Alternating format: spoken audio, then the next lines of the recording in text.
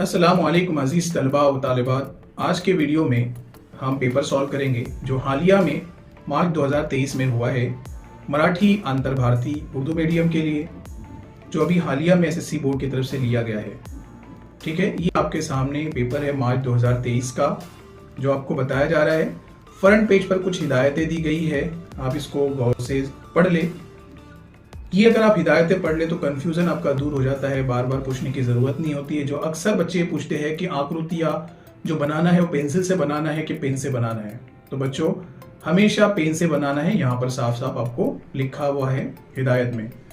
अब front page पर यानी पहले ही पेज पर विभाग गद्य में पहला पैराग्राफ मकबरा माझा मनातला इस सबक से लिया गया है, और उसमें सबसे पहला सवाल, शायद ये एसएससी बोर्ड में किसी पेपर में, साल याद नहीं आ रहा है लेकिन पूछा गया है, मीन्स ये पैराग्राफ रिपीट हुआ है।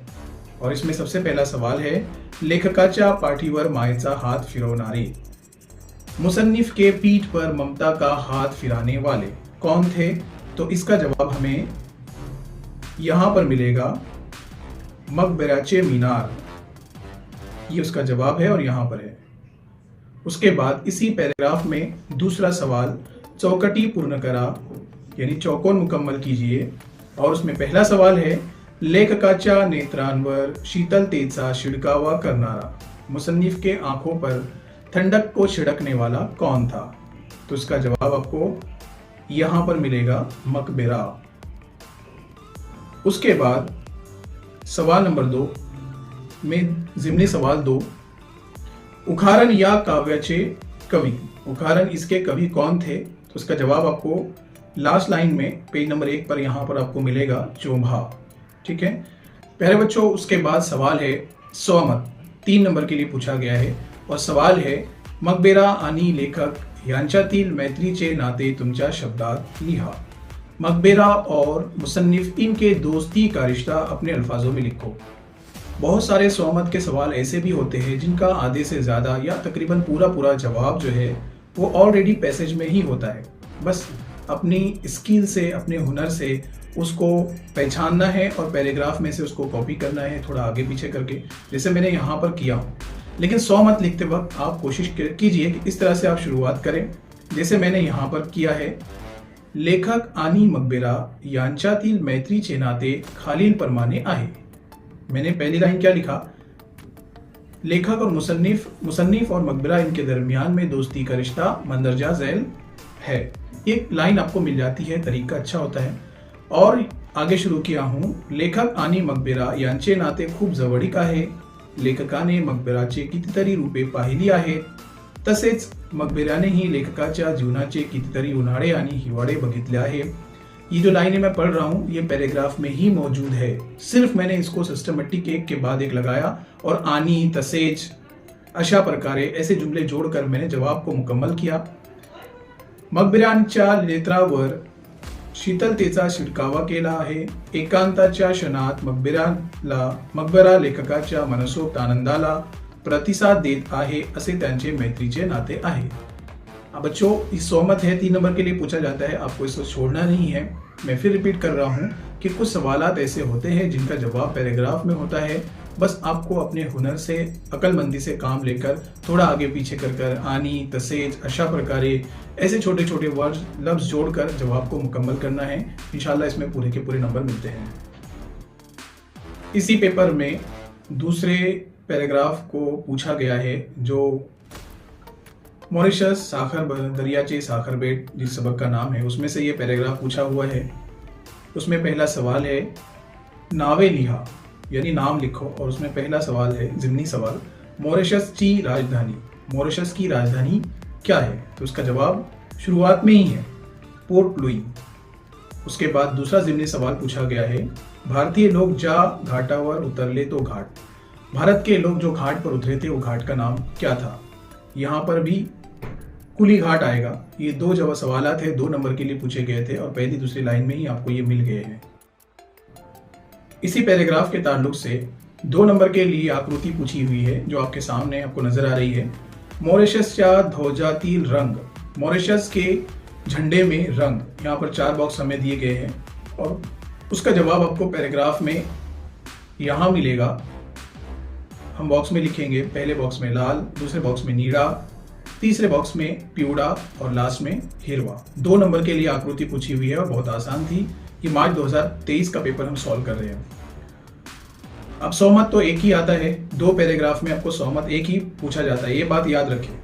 ठीक है, जो लाइन मैंने आपको बताया कि खालील परमाने आहे, वो पहली लाइन आप याद कर ले, वो लिखने का एक अच्छा अंदाज लगता है, उससे लगता है कि बच्चे ने पढ़ा है। उसके बाद इसी पैराग्राफ के ताल्लुक से सवाल है उत्तरे लिहा यानी जवाबात लिखो।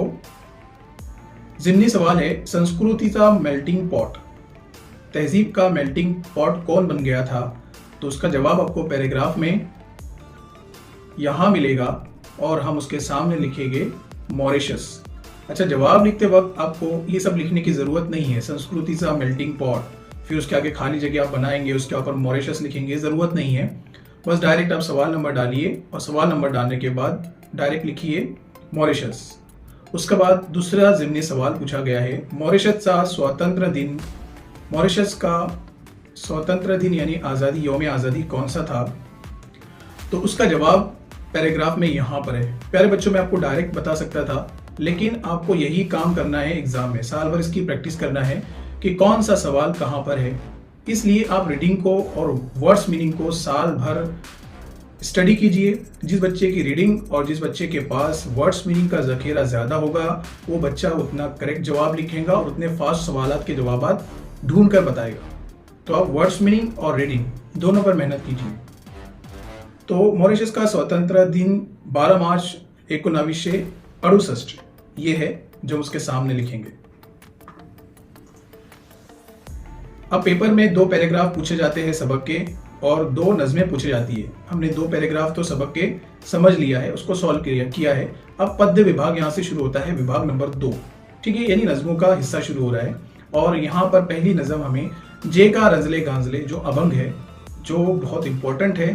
देखो, अभंग और शेख मोहम्मद सांगती से हो, ये मध्ययुगीन मध्यकालीन जो कविताएं हैं, अभंग इसमें से 2 हमेशा 99% आने के चांसेस होते हैं। इसलिए शेख मोहम्मद सांगती से हो और जे का रंजले गांजले, ये जो 2 अभंग है, इसको आप बेहतरीन से बेहतरीन तरीके से स्टडी करके रख लो। इन नज़मों का तर्जुमा, इन नज़मों में जितने सारे सवालात पूछे गए हैं, चाहे वो गाइड में हो, 21 में हो या नवनीत में हो, सब स्टडी कर लो। नंबर 1 ये तो आती है 99% दोनों में से एक पूछी जाती है। नंबर 2 कि इसमें नए सवालात नहीं बनते क्योंकि नज़में छोटी होती है, तो सवालात रिपीट होते हैं। आप पिछले सालों के पेपर्स उठा के देखिए आप, तो उसमें ये सवालात रिपीट हुए, कुछ नया नहीं बना है क्योंकि नज़में छोटी होती है और सवालात नहीं बनते हैं, इसलिए सवालात रिपीट होने के चांसेस होते हैं। आप क्या कीजिए, जितने सारे गाइड में, टेक्स्ट बुक में, नवनीत में और डाइजेस्ट में इससे रिलेटेड सवालात पूछे गए, वो सब को आप अच्छे से स्टडी कर ले। याद नहीं करना है, उसको स्टडी करना है, समझ लेना है। ठीक है, और ये नज़म हमारे सामने जो आपको दिखाई दे रही है, जे का रंजले गांजले से। इसमें पहला सवाल है उत्तरे लिहा और उसका ज़िमनी सवाल हमसे पूछा गया है साधु जानना हृदय धरता थे, साधु जिनको अपने दिलों में रखते हैं वो कौन है? तो उसका जवाब आपको नज़म में इस लाइन में मिलेगा, यहां पर जासी अपंगिता नहीं। ठीक है, इसका जवाब और 2-3 तरीके से हम लिख सकते हैं, लेकिन आपको आसानी के लिए मैं बता रहा हूं जैसे के वैसे, जैसे जासी अपंगिता नहीं। उसके बाद दूसरा ज़िमनी सवाल है नवनीता परमाने मऊ असनारे, मक्खन की तरह नरम रहने वाले। तो इसका जवाब इस नज़म में आपको मिलेगा, यहां पर सज्जनाचे चित्त। फिर मैं आपको रिपीट कर रहा हूं कि आपको नवनीता परमाने मऊ असनारे ये लिखने की जरूरत नहीं है। आप डायरेक्ट सवाल नंबर डालिए, विभाग नंबर 2 उसका अ का पहला और उसकी ज़िमनी सवाल नंबर 2 डायरेक्ट लिखिए सज्जनाचे चित्त। सवाल लिखने की जरूरत नहीं है, टाइम वेस्ट नहीं करना है, हमको टाइम बचाना है। हमारे पास 2 घंटे होते हैं, 2 घंटा 10 मिनट, लेकिन वो भी कम पड़ता है, इसलिए आप टाइम को वेस्ट ना कीजिए। बच्चों, आपको पता ही होगा कि 2 नंबर के लिए सरल अर्थ या भावार्थ पूछा जाता है नज़मों में से, इसलिए अब उसकी स्टडी भी अच्छी तरह से कर ले। जैसे यहाँ पर इस नज़म के ताल्लुक से जो सरल अर्थ पूछा गया है वो ऐसे है, दिलेल्या पंक्तीचा सरल अर्थ लिहा, और नीचे 2 लाइन दी हुई है, दया करने जे पुत्रासी हेची दासा आनी दासी। तो मैं आपको नमूने के तौर पर आपको ये बता रहा हूँ, आप गौर करें कि मैं शुरुआत कैसे कर रहा हूँ। आप हमेशा शुरुआत ऐसे ही करें, इससे लगेगा कि बच्चे ने पढ़ा है और आपको पूरे के पूरे नंबरात मिलने के बहुत ज़्यादा चांसेस है। उत्तर सरळ अर्थ। सवाल मैंने नहीं लिखा। प्रस्तुत अभंगात संत तुकाराम महाराजांनी साधूची लक्षणे सांगितली आहेत।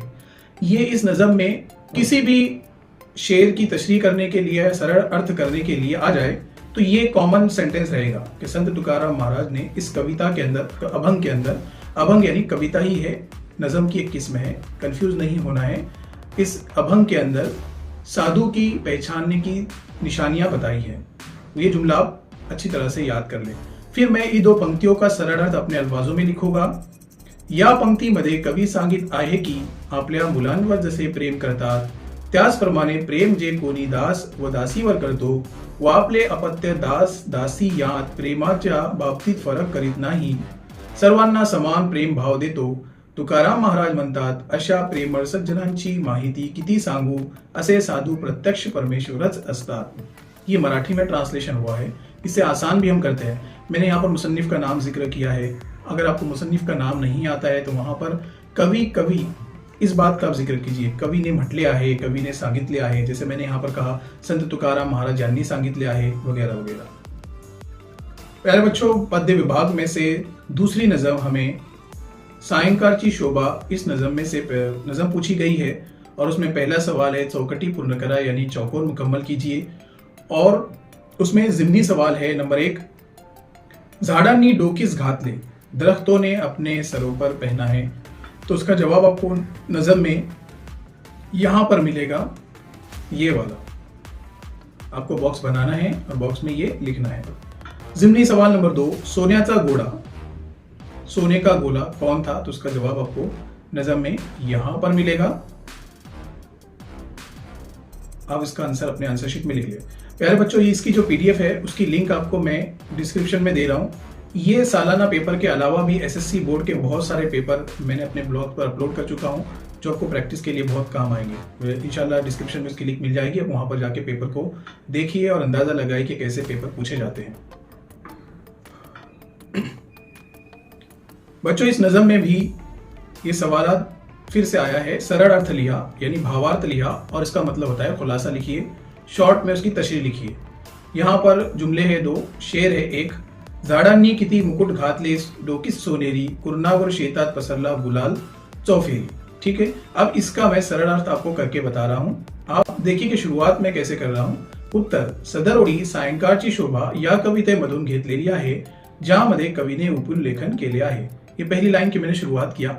प्यारे बच्चों, अगर आपको नज़म का नाम याद नहीं आ रहा है तो आप ऐसे लिख सकते हैं, सदर ओळी, सायंकाळ की शोभा वहां से निकाल दो, कवितेमधून घेतलेली आहे, ज्यामध्ये कवीने विपुल लेखन केले आहे। अब इसका मतलब ऐसे होता है कि ये जो नज़म है, ये जो अशार है, लाइनें हैं, वो नज़म में से ली गई है जिसमें शायर ने बहुत खूबसूरत अंदाज में तहरीर किया है। अब ये जुमला जो तो कॉमन है, किसी भी नज़म में फिट हो जाता है, इसलिए आप शुरुआत अगर इस जुमले से करेंगे तो बेस्ट रहेगा और अच्छा रहेगा। अब मैं इसकी तशरीह कर रहा हूँ 2 लाइनों की। सदर ओळीमध्ये सायंकाळची शोभा, शोभेला व्यक्त करताना कवी सांगतो की ह्या संध्याकाळचा ऊन चौफेर पसरलेला आहे, जेव्हा झाडांवर ठेवून पडतो कवीला असे वाटते की त्यांनी सोनेरी मुकुट घातलेले आहे, तसेच शेतांमध्ये ऊन पसरलेला आहे, कवीला वाटतो की चौफेर गुलाल पसरलेला आहे। कि इसका मैंने अपने अल्फाजों में तशरीह किया है, आप अपने तौर से भी कर सकते हैं। लेकिन आप इन जो नज़म है शेख मोहम्मद सांतीसो और जेका रंजले गांजले, आप फिर से मैं कह रहा हूं कि उसको आप अच्छी तरह से याद कर लें। प्यारे बच्चों, जैसे आपको पता है कि बोर्ड के पेपर में, हमारे जो एनुअल पेपर होते हैं उसमें 2 पैराग्राफ सबक से लिए जाते हैं यानी पूछे जाते हैं और 2 नज़में पूछी जाती है। हमने 2 सबक के पैराग्राफ सॉल्व कर लिया और 2 नज़में भी हमने सॉल्व कर ली है। तीसरा हिस्सा होता है ग्रामर का यानी भाषा अभ्यास का, व्याकरण का। अब इसमें सबसे पहला सवाल पूछा गया है, पुढील वाक्यांचा काळ ओळखून लिहा, आगे दिए गए जुमलों का ज़माना पहचान कर लिखिए। मैं आपको नोट के लिए बता रहा हूँ कि यहाँ पर ज़ैली ज़माने लिखने की ज़रूरत नहीं है, जैसे सामान्य है या पूर्ण है या अपूर्ण है। आपको सिर्फ ख़ास ज़माने लिखना है, यानी वर्तमान है, भूत है या भविष्य है। अब ये जुमला है जिसमें आहे आया है, तो जब जुमले में आहे आता है तो ये जुमला वर्तमान काल का होता है। शर्त है कि उसके पहले नार ना हो। अगर नार है और उसके बाद आहे आता है तो वो क्या होता है, भविष्यकाल होता है। इसके अलावा जितने सारे जुमले हैं जिसमें आहे आता है वो जुमला जो है वो वर्तमान काल का होता है, इसलिए हम इसके सामने लिखेंगे वर्तमान काल। अब ये सवाल आपको लिखने की ज़रूरत नहीं है, ये जुमला लिखने की ज़रूरत नहीं है, आप डायरेक्ट अपने पेपर में लिखिए वर्तमान काल। मुख्य चौक गर्दी ने फूलून गेला होता, ये जो जुमला है ये भूतकाल का जुमला है क्योंकि इसमें होता आया है। जब जुमले में होता, होती और होते आता है यानी था, थे, थी आता है, ये जुमला भूतकाल का होता है यानी ज़माने माजी का होता है। मराठी के अंदर भाषा अभ्यास में सवाल नंबर 2 पूछा गया है, खालील वाक्प्रचार व त्यांचे अर्थ यांच्या योग्य जोड्या जुड़वा।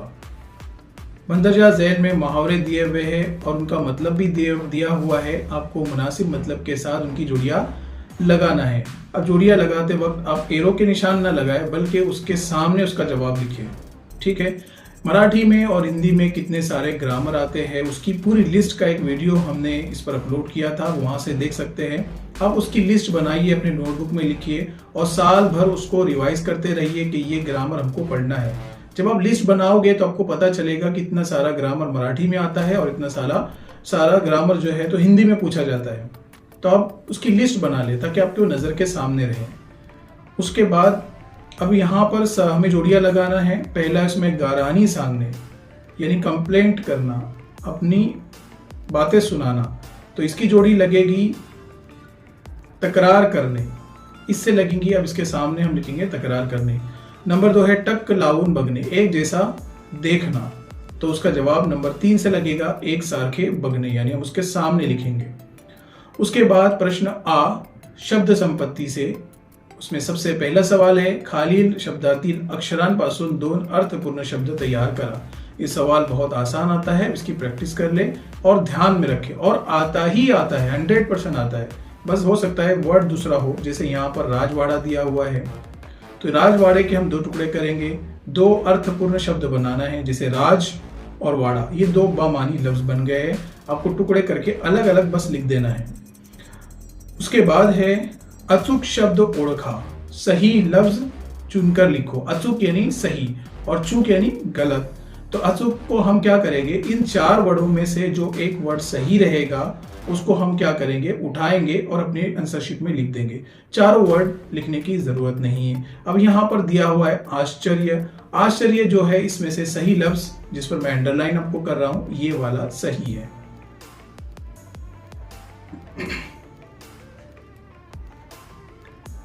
उसके बाद सवाल नंबर 3 खालील शब्दांचे समानार्थी शब्द लिहा। समानार्थी शब्द यानी हम मानिए अल्फाज, इसे हिंदी में पर्यायवाची शब्द भी कहा जाता है, लेकिन हम मराठी पढ़ रहे हैं, इसे हम यहाँ पर समानार्थी शब्द कहेंगे। अब यहाँ पर रवि, तो रवि का समानार्थी शब्द यानी हम मानिए अल्फाज होंगे सूर्य। पवन, यहाँ पर इसके समानार्थी शब्द होगा वारा या हवा। उसके बाद विराम चिन्ह चिन्हांची नावे ओळखा, यहाँ पर 2023 में सवाल पूछा गया था। विराम चिन्ह दिए हुए हैं और उनका जवाब हमको लिखना है।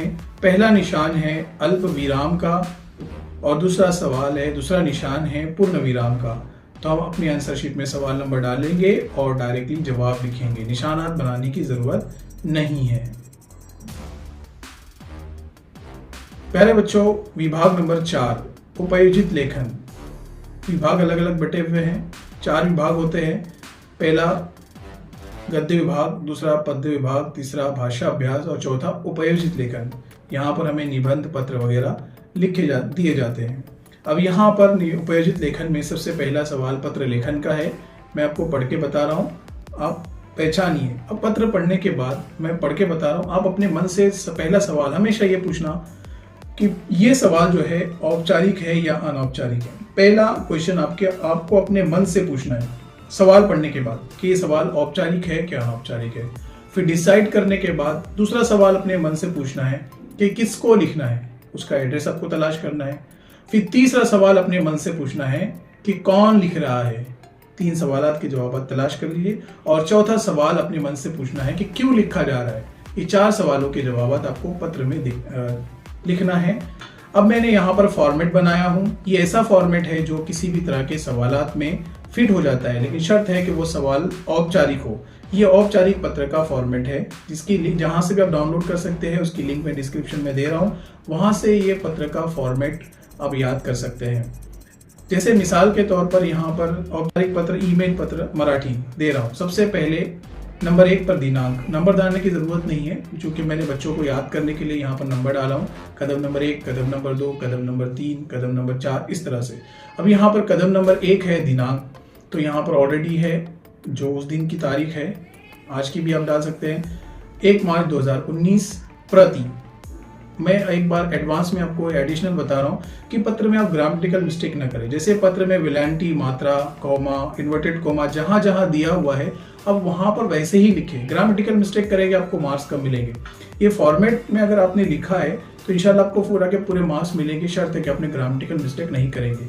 ठीक है, पत्र सॉल्व करने से पहले हम सवाल पढ़ेंगे। सवाल में पढ़ रहा हूँ, खालील नमूद निवेदन वाचा व कृती करा, कोणतेही एक पत्र लिहा। 4 नंबर के लिए पूछा जाता है, आपको याद रहना चाहिए। पत्र दो ऑप्शन है, 2 में से हमें एक लिखना है। विद्यार्थी ग्राहक भंडार रत्नागिरी, ये शायद किसी दुकान का नाम है। अब वो अपने इसमें लिख रहा है, वया पुस्तकें शालेय साहित्य मिळण्याचे लोकप्रिय ठिकाण।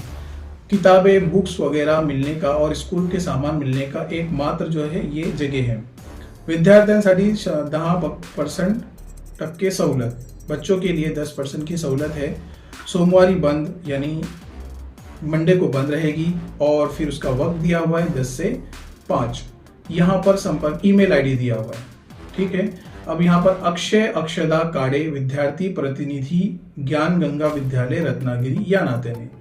अब देखो, मैंने पहला सवाल आपसे कहा था कि आप अपने मन से आपको पूछना है कि ये सवाल कौन सा है, औपचारिक है या अनौपचारिक है। तो यहां से हमको पता चलेगा। देखो, पहला सवाल है, विद्यालयासाठी शालेय साहित्याची मागणी करणारे पत्र व्यवस्थापकांना लिहा। अब ये पत्र, पहली घंटी आपके मन में बैठना चाहिए, बजनी चाहिए कि ये सवाल कौन सा है, औपचारिक है कि ये अनौपचारिक है। तो चूंकि यहाँ पर व्यवस्थापक को लिखा जा रहा है, ऐसा पत्र जो भाऊ, बहन, आई बाबा और मित्र मैत्रीन के अलावा लिखे जाते हैं, वो जो अपने रिश्तेदार नहीं होते या पहचान के नहीं होते, इनके अलावा जो लिखे जाते हैं वो औपचारिक पत्र होते हैं, जिन्हें हम ऑफिशियल कहते हैं। अब यहाँ पर व्यवस्थापक कोई हमारा रिश्तेदार नहीं है, इसलिए ये पत्र कौन सा हुआ, औपचारिक हुआ। ठीक है, अब दूसरा सवाल है, विद्यार्थ्यांसाठी 10% सवलत दिल्याबद्दल व्यवस्थापकांचे आभार मानणारे पत्र लिहा। अब यहाँ पर मांगनी करने वाला पत्र था, यानी डिमांडिंग लेटर था, और यहाँ पर आभार यानी शुक्रिया अदा करने के लिए कहा गया है, लेकिन व्यवस्थापक को ही कहा गया है। तो लिहाजा दोनों जो सवालात हुए वो औपचारिक पत्र के हुए। ठीक है, अब मैं आपको ये फॉर्मेट बता रहा हूं जो आपके सामने है। अभी फॉर्मेट को हम फिल करके एक पत्र का नमूना तैयार करेंगे। ठीक है, सबसे पहले आप अपने मन से सवाल पूछिए कि ये कौन सा पत्र है। तो हमने कहा कि ये औपचारिक पत्र है। ठीक है, औपचारिक पत्र को हमने सामने लाया, ये फॉर्मेट हमको याद था। अब हम क्या करेंगे, दिनांक लिखेंगे। आज की दिनांक है जो भी मार्च 2023 की जो आप देख रहे हैं वो दिनांक को यहाँ पर डेट डालेंगे। प्रति यानी टू, हम किसको लिख रहे हैं खत। ठीक है, दूसरा सवाल अपने मन में क्या आना चाहिए, किसको लिख रहे हैं। तो हम किसको लिख रहे हैं, पहला ये सवाल हम सॉल्व कर रहे हैं, तो हम लिख रहे हैं व्यवस्थापक को। तो लिखेंगे हम व्यवस्थापक कॉमा विद्यार्थी ग्राहक भंडार रत्नागिरी। अब ये एड्रेस हमने कहां से लिखा है, देखो यहां से इसको हम लिख रहे हैं, उनका एड्रेस है, उनका पोस्ट है। दूसरा ईमेल आईडी यहाँ पर उनका दिया हुआ है, चूंकि मैंने फॉर्मेट में यहाँ पर ईमेल आईडी दिया हुआ है। अगर ये ईमेल आईडी नहीं आती है तो झूका तू लिखिए, वरना आप ये ईमेल आईडी यहाँ पर डालिए जो दी हुई है। ठीक है, नहीं भी लिखे तो कोई जरूरत नहीं है, कंपलसरी नहीं है। चूंकि यहाँ दिया हुआ है इसलिए हम लिखेंगे विद्यार्थी 00g@gmail.com। ठीक है, अब दूसरा मन में आपके सवाल पैदा होना चाहिए कि कौन लिख रहा है। तो कौन लिख रहा है, तो आपको यहां पर दिया हुआ है, देखो अक्षय अक्षदा काड़े, विद्यार्थी प्रतिनिधि, ज्ञान गंगा विद्यालय रत्नागिरी। यानी आप रिप्रेजेंटेटिव हो स्टूडेंट्स के और आपका नाम है अक्षदा या अक्षय काड़े। तो हम यहां पर लास्ट में लिखेंगे अक्षय काड़े, उसका पता है ज्ञान गंगा विद्यालय रत्नागिरी। ये ईमेल है किसका, अक्षदा या अक्षय काड़े का। लिखे तो ठीक, नहीं लिखे तो कोई मसला नहीं है, क्योंकि ये फॉर्मेट है रेडीमेड, हम उसको फिल कर रहे हैं। ठीक है, अब कितनी जगह खाली बची है, विषय बचा है और ये बची है। मैं आपको पत्र का इसी फॉर्मेट बता रहा हूँ। ठीक है, विषय आपने क्यों लिखा है, उसका विषय आपको यहाँ पर मिलेगा, शालेय साहित्याची मागणी करने बाबत, यहाँ पर हमने लिख लिया। ठीक है, विषय भी कंप्लीट हो गया। अब मैं आपको पढ़ के बता रहा हूँ, समझो इसको कि यह पत्र इसमें फिट हुआ है कि नहीं हुआ है। उपरोक्त विषय अनुसार आम्ही या गुदर ही पत्र व्यवहार केला आहे, परंतु आपल्याकडून याबाबत कोणतेही पत्राचे उत्तर मिळाले नाही। मी आपणास विनंती व अपेक्षा करते लड़के के लिए कि या वेळी आपण माझ्या पत्रास उत्तर देना। इसका मतलब ऐसे हुआ कि मंदरजा बाला मजमून के एतबार से हमने इससे पहले भी पत्र व्यवहार किया है, खतूत का लेन देन किया है, लेकिन आपकी तरफ से कोई जवाब नहीं मिला है। इस बार मैं आपसे रिक्वेस्ट और उम्मीद भी करती हूँ कि आप जवाब जरूर देंगे कि आप झूठ बोल रहे हैं, लेकिन क्या है, आपको पत्र का फॉर्मेट बनाना है, चूंकि इसलिए हमने ये मवाद लिखा है। ठीक है, अभी जो खाली जगह हम इसको कैसे फिल करेंगे, पत्र लिखण्याचे मुख्य कारण असे की, खत लिखने का खास मकसद ये है कि, अब यहाँ पर आपको लिखना है जो आपके मन में आना चाहिए। चौथा सवाल कि आप क्यों लिख रहे हो, तो उसका जवाब कहाँ मिलेगा आपको, यहाँ पर। क्या आप मांगनी कर रहे हैं, किसकी, शालेय साहित्याची, यानी स्कूल की स्टेशनरी की डिमांड कर रहे हैं, तो यहाँ पर आप लिखेंगे पत्र लिहिण्याचे मुख्य कारण असे की निम्नलिखित वस्तू माझ्या पत्त्यावर पाठवावी। अब नीचे लिस्ट बनाएंगे हम, वह्या 10, पुस्तके 5, पेंसिल के डब्बे 6, पेन के डब्बे 10, ऐसी लिस्ट बनाकर हम उसको खत्म करेंगे। आखिरी में कविता आपल्या सेवेशी सवयने सादर। अब जो ब्लू कलर से मैं आपको लिख के बता रहा हूँ ना, ये आपने फील किया बस, बाकी ब्लैक में जो है तो आपका रेडीमेड फॉर्मेट है। खास करके उन बच्चों के लिए है जो मराठी मजमून से डरते हैं या उनको पढ़ने में दिक्कत आती है, लिखने में दिक्कत आती है, तो वो बच्चे ऐसे फॉर्मेट को याद कर ले। जिस तरह से औपचारिक का फॉर्मेट है, उसी तरह अनौपचारिक का भी फॉर्मेट दिया हुआ है, जिसकी लिंक मैं आपको डिस्क्रिप्शन में दे दूंगा, वहां से आप डाउनलोड करके याद कर सकते हो। ठीक है, अब नाम भी हमने लिखा है, पता भी लिखा है। 7वें नंबर पर धन्यवाद, 8वें नंबर पर आपला आपली विश्वासू।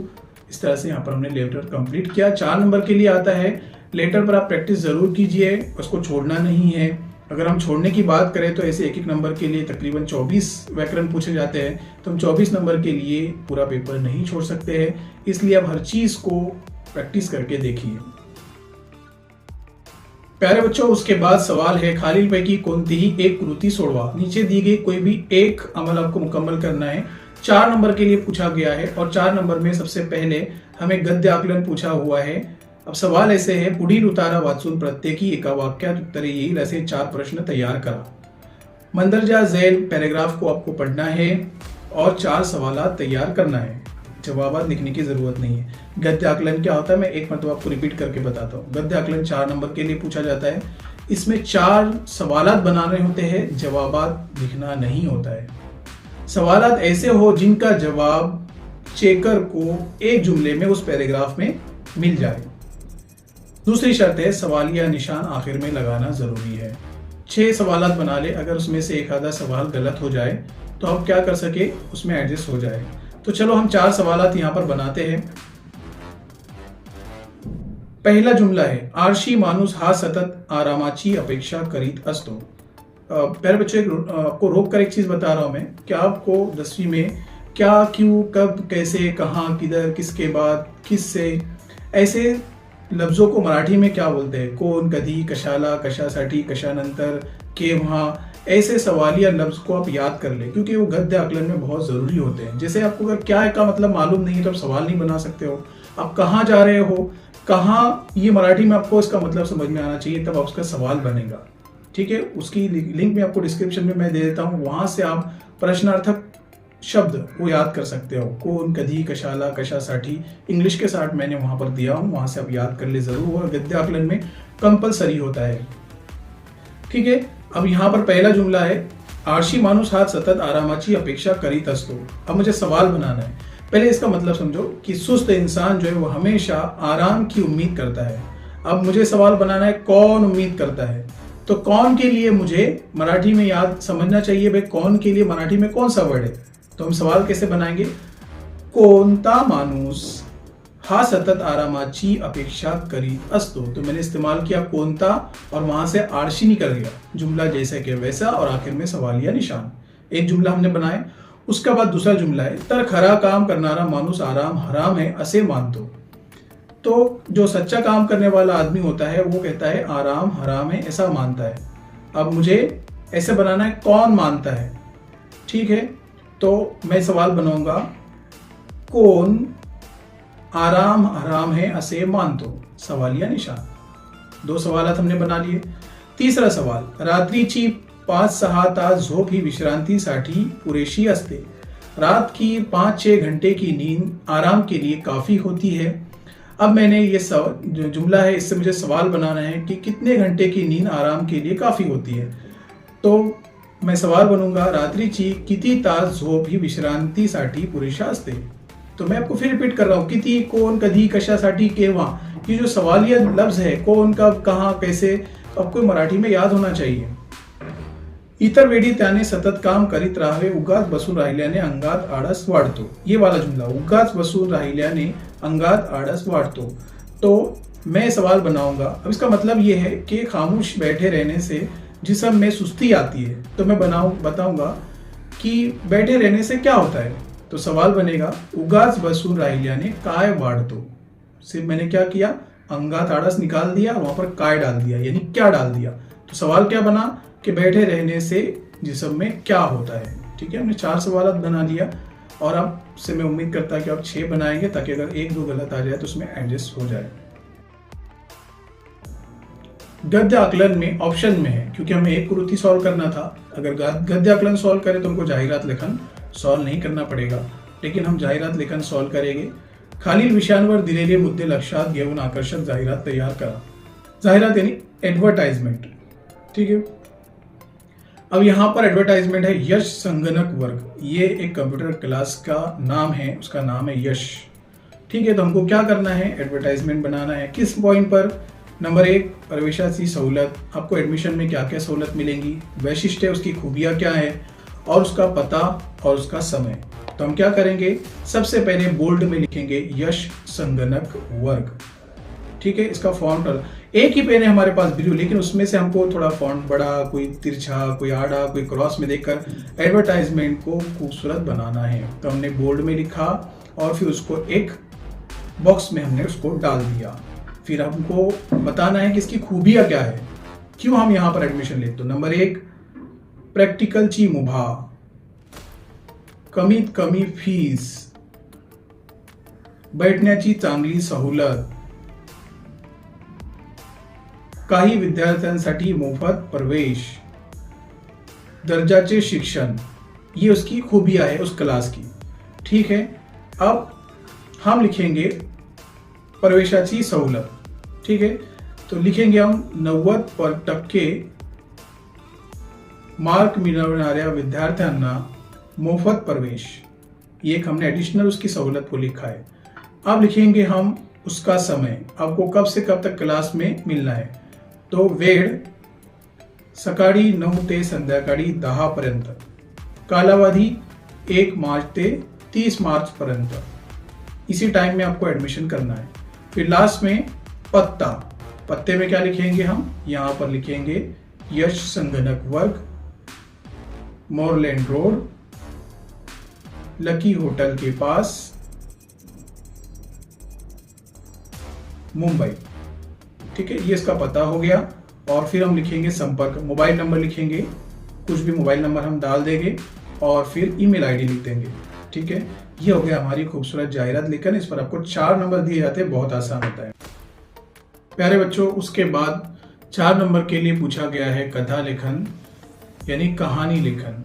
देखो, इस तरह से सवाल पूछा जा रहा है, जिस तरह से आपको दिखाया जा रहा है। ये सवाल 2023 में मार्च में पूछा हुआ है। सिंह डैश जंगलचा राजा डैश त्रासदायक डैश प्राण्यांची सभा।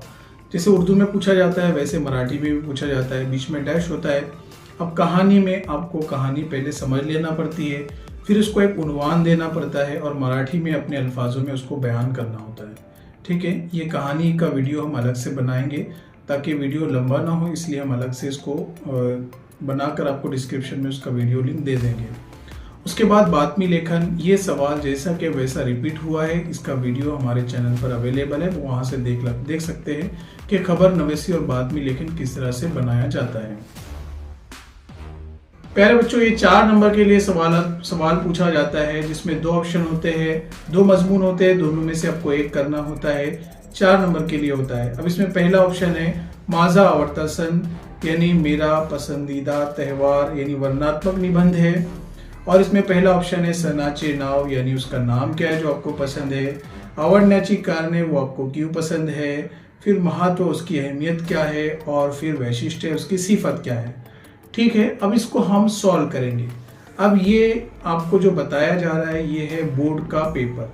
जो आंसर शीट होती है सेम टू सेम ऐसे ही पूछी जाती है। देखो ऊपर क्यू नंबर है, सब्जेक्ट क्वेश्चन नंबर है, एग्जामिनर मार्क्स है, मॉडरेटर मार्क्स है, इस तरह का ऊपर का आता है। एक बारकोड अभी नया दिया जा रहा है सिस्टम। ये आपका बोर्ड का पेपर का एक फोटो कॉपी है, मैं उस पर लिख रहा हूँ ताकि एक एक्चुअल एक्सपीरियंस आपको हो जाए। ठीक है, प्रश्न नंबर 4, यहाँ पर आपको 4 लिखना है। उसका सब क्वेश्चन है ई, यहाँ पर लिखेंगे।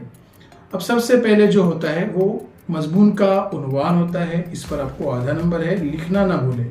जैसे मैंने लिखा इन्वर्टेड कोमा में माजा आवड़ता सन ईद, और नीचे उसको अंडरलाइन भी कर दिया। आप ये बात याद रखें कि टाइटल और सब टाइटल और मवाद में फ़र्क होता है। अब अखबार में देखते होगे ना, टाइटल बड़ा होता है, फिर लिखा हुआ जो मवाद होता है छोटा होता है। तो अब याद रखें कि आपके मजमून का टाइटल थोड़ा बड़ा हो के लगे कि ये इसका नाम है। ठीक है, ये बोर्ड के पेपर पर हम लिख रहे हैं। मैं शुरुआत कर रहा हूँ। माझा सर्वात आवडता सण ईद आहे, रमजान ईद किंवा ईद उल फित्र असे 2 नावे या सणाला आहेत। हा सण मला का आवडतो याची खूप कारणे आहेत। जसे ईद अगोदर आम्ही उपवास ठेवतो, उपवास ठेवण्यात मला खूप आनंद वाटतो। एकूण 30 म्हणजे पूर्ण महिना उपवास ठेवल्यानंतर ही ईद आम्हाला मिळते। या ईदीला भगवान म्हणजे अल्लाह आम्हाला उपवास ठेवल्याबद्दल बख्शिश देतो। अब इसका शॉर्ट में मैं आपको तर्जुमा उर्दू में बता रहा हूँ कि मेरा पसंदीदा त्यौहार ईद है। रमज़ान ईद या ईद उल फित्र, इसके ऐसे 2 नाम हैं। इस त्यौहार में मुझे बहुत पसंद है, उसकी बहुत सारी वजूहात है। जैसे ईद के पहले हम रोज़े रखते हैं और मुझे रोज़े रखने में बहुत मज़ा आता है। कुल 30 रोज़े होने के बाद, महीना ख़त्म होने के बाद हमें ईद मिलती है, और इस ईद के दिन हमारा अल्लाह हमें बहुत सारे इनामात देता है। इस पहले पैराग्राफ का ये तर्जुमा हुआ है। उसी पेज पर हम नीचे कंटिन्यू करेंगे। आप जब भी मजमून लिखेंगे ना, तो आप याद रखो कि नए पेज से शुरू करना है आपको। मजमून में आधे पेज से नहीं शुरू करना है, नए पेज से ऊपर हेडिंग हो। अब एक ही मजमून को हम नीचे पेज पर लिख रहे हैं। अगला पैराग्राफ है ईद किंवा ईद उल फित्र हा मुस्लिम बांधवाचा मोठा उत्सव आहे। ईदचा सण इस्लामिक वर्षाचा शव्वाल महिन्याच्या 1 तारखेला साजरा केला जातो। हा रमजान महिन्यात आहे, ज्याला मुस्लिम बांधव अतिशय पवित्र महिना मानतात। या संपूर्ण महिन्यासाठी उपवास ठेवतात। सूर्योदय ते सूर्यास्तापर्यंत काहीही खाऊ नये। रोजा म्हणजे उपवास सूर्यास्तानंतर उघडला जातो, ज्याला रोजा इफ्तार म्हणतात। दिवसभरात कुराण शरीफ हा पाठ करतात आणि नियमित नमाज वाचतात।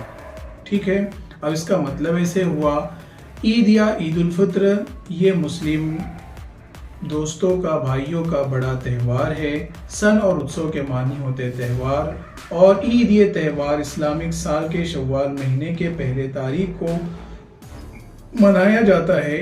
हर रमज़ान महीनात आहे, और ये रमज़ान महीने का जुड़ा हुआ होता है, जिसको मुस्लिम भाई बिल्कुल पाक मानते हैं और ये पूरे महीने के लिए रोज़े रखते हैं, और तुलू आफ्ताब से लेकर गुरूब आफ्ताब तक कुछ भी नहीं खाते, रोज़ा रखते हैं, और फिर गुरूब आफ्ताब के बाद रोज़ा खोला जाता है, जिसे रोज़ा अफ्तार कहते हैं। दिन भर वो कुरान पढ़ते हैं, नमाज पढ़ते हैं मुसलसल। ठीक है, ये दूसरे पैराग्राफ का मतलब हुआ है। अब आखिरी पैराग्राफ इसी मजमून का, नंतर दिसणारा पहिला चंद्र याला ईदचा चंद्र म्हणतात. मुस्लिमांसाठी हा एक अतिशय सुंदर चंद्र आहे. ईदचा चंद्र दिसल्यानंतर दुसऱ्या दिवशी सकाळी आंघोळ करून मस्जिद आणि ईदगाह येथे नमाज वाचतात. अब शॉर्ट में मैंने इस मजमून को लिखा हूँ, एक ही पैराग्राफ पर ये अच्छी तरह से बैठ गया है और इतना काफ़ी है. इसका उर्दू में तर्जुमा ऐसे हुआ कि आखिर में ये दिखने वाला चांद ईद का चांद कहलाता है. मुस्लिम भाई के लिए ये बहुत खूबसूरत चांद होता है. ईद का ये चांद दिखने के बाद वो दूसरे दिन नहाते हैं, फिर मस्जिदों में और ईदगाह में जाकर वहाँ नमाज पढ़ते हैं. इस तरह से ये मजमून यहाँ पर कंप्लीट हुआ. प्यारे बच्चों, मार्च 2023 में दूसरा जो मजमून पूछा गया है वो आत्मकथात्मक है. पहले वर्णनात्मक था, अब आत्मकथात्मक निबंध है. आत्मकथात्मक में आप उस चीज से बातें कर रहे हैं या फिर वो चीज खुद आप बन जा रहे हैं, ये फील करना पड़ता है. जैसे यहाँ पर आपको सवाल दिया हुआ है वर्गातील फळा, यानी क्लास में का board, black board, green board जो होता है वो वाला. ठीक है, अब यहाँ पर उसका आपको रंग रूप बताना है, खूबियां बताना है, खुशी बताना है, गम बताना है और महत्व बताना है. तो आप गौर से देखिए कि वर्णनात्मक किस तरह से लिखा जाता है और आत्मकथात्मक कैसे लिखा जाता है. तो हम आत्मकथात्मक निबंध लिख रहे हैं. ये आपका बोर्ड का पेपर है, आंसर शीट इस तरह से आती है. ठीक है, तो हम यहाँ पर डालेंगे सवाल नंबर, फिर उसका सब पॉइंट यानी ज़िम्नी सवाल, और फिर हमने हेडिंग लिखा इन्वर्टेड कॉमा में मी फड़ा बोलतोय और अंडरलाइन किया. ठीक है, क्योंकि हेडिंग है इसलिए बोल्ड में रहना चाहिए. अब यहाँ पर हम सवाल लिख रहे हैं, जवाब लिख रहे हैं. एक दिवस मी मधल्या सुट्टीत वर्गात एकटा बसलेलो होतो.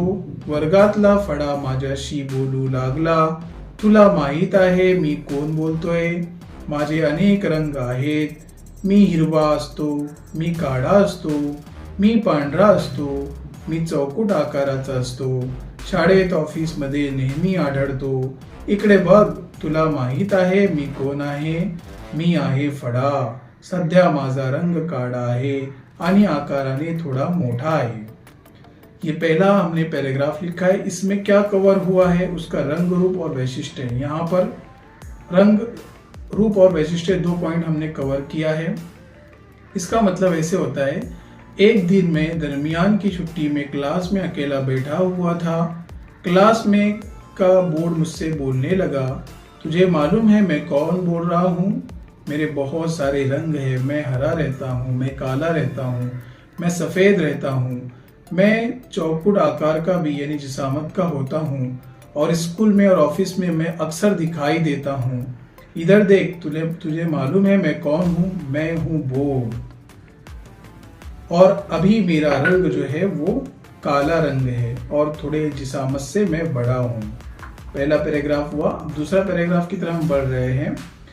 जरी दिसण्यात काळा असलो तरी अनेक लोकांचे यशस्वी आणि उज्ज्वल भवितव्य मी घडवले आहे. माझ्यावर लिहिण्यात आलेली गणिते, विज्ञान, इंग्रजी आणि सुंदर विचार यांनी अनेक आदर्श विद्यार्थी आणि आदर्श नागरिक घडवले आहेत.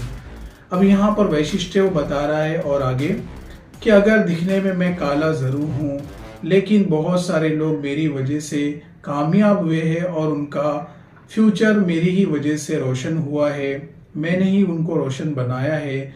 मुझ पर लिखे जाने वाले बहुत सारे हिसाब, साइंस, अंग्रेजी और खूबसूरत अक़वाल ज़र्रीन की वजह से ही और मेरे वजह से ही मिसाली स्टूडेंट्स, विद्यार्थी बने हैं, मिसाली नागरिक बने हैं, जो मैंने ही उनको बनाया है. ठीक है, अब आखिरी स्टांजा है, सेकंड लास्ट स्टांजा.